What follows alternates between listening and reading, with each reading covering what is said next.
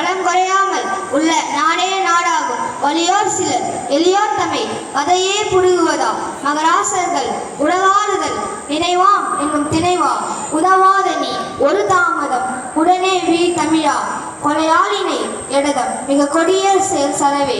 மாநில சுயாட்சி மத்திய கூட்டாட்சி என்ற தத்துவ அடிப்படையில் 1950 இந்திய அரசியலமைப்பு சட்டத்தில் அட்ட நிவாரணப்படி 1, 3, 5, 9, 11, 12 படி மக்களாட்சி நடைபெறுகிறது.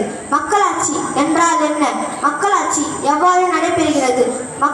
மக்களுக்கான ஆட்சியை மக்களே அமைத்துக் கொள்வது மக்களாட்சி ஆகும். எவ்வாறு செயல்படுகிறது?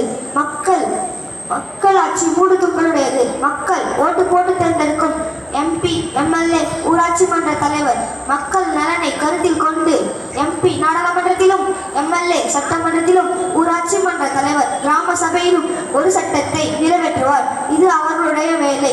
நிறைவேற்றப்பட்ட சட்டத்தை மக்கள் நடைமுறைக்கு கொண்டு வருவது அந்தந்த அரசு அதிகாரிகளுடைய வேலை. நிறைவேற்றப்பட்ட சட்டத்தை நன்கு ஆராய்ந்து தவறினில் சட்ட திருத்தமோ அல்லது சட்ட நீக்கமோ செய்வது நீதிமன்றத்துடைய வேலை. நீதிமன்றங்கள் 2 வகைப்படும். ஒன்று குற்றவியல் கிரிமினல் கோட், இன்னொன்று உரிமையல் சிவில் கோட்.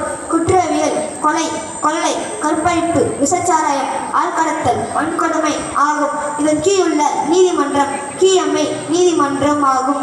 உரிமையல் கணவன் மனைவி விவாகரத்து, நிலம் சாலை விபத்து, இழப்பீடு, நஷ்ட ஈடு, தீண்டாமை மற்றும் நம் உரிமைகள் ஆகும். இதன் கீழுள்ள நீதிமன்றம் கீழமை நீதிமன்றம் ஆகும். அனைத்து மாவட்டத்தில் உள்ள நீதிமன்றங்கள் 5 நீதிபரணையை சந்திக்கிறது. 1. ஆட்கொணர்வு நீதிபரணை ஏபிஎஸ் கார்பெட். ஒரு மனிதனை உயிரோடவோ அல்லது பிணமாகவோ நீதிமன்றத்தின் முன் நிறுத்துவது ஏபிஎஸ் கார்பெட் ஆகும். இன்னொன்று நீதிபரணை செயலிழந்த நீதிபரணை மோடமஸ். ஒரு அரசு அதிகாரி தன்னுடைய வேலையை செய்யாமல் இருந்தால் அதை செய்ய சொல்லி ஆணையிடுவது மோடமன்ஸ் ஆகும். 3வது நீதிபரணை தடையுறுத்தும் நீதிபரணை. ஒரு அரசு அதிகாரி தன்னுடைய வேலையை தவறாக செய்தால் அதை தடையுறுத்தும் நீதிபரணை புரோட்டகன் ஆகும். 4வது நீதிபரணை தகுதி முறையீடு கன்க்யூட்டிவ்.